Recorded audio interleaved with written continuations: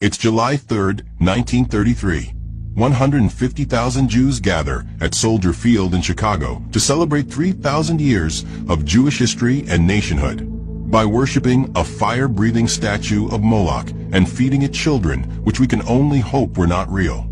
The event was called the Romance of a People. It was organized by the Zionist Organization of America, sponsored by the Jewish Agency for Palestine, and produced by Meyer Weisgau, with help from Rabbi Solomon Goldman, as well as Maurice Samuel, the author of You Gentiles.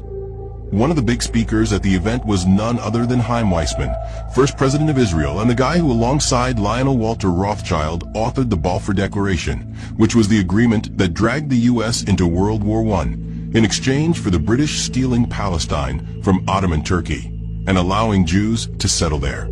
The event's Moloch worship and child sacrifice rituals, as an expression of Jewish history, confirm that the modern Jews are satanic when sacrificing to their fire god Moloch and offering their children to them, which you will see in a video soon.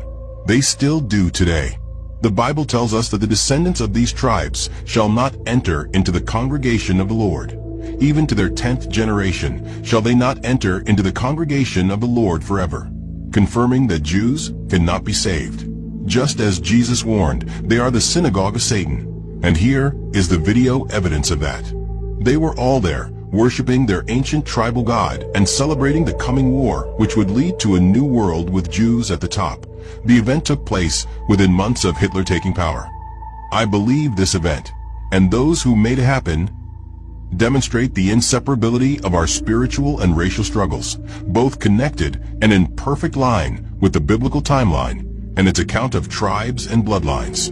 But whether or not you agree on that, the footage speaks volumes to the character, not only of the leading minds of early Zionism and organized Jewry, but of the Jewish spirit and people. Who builds a big statue of a bull with an oven in its stomach, makes it breathe fire, and then stuffs children, whether real or fake, into that oven while crying out like banshees and dancing around it?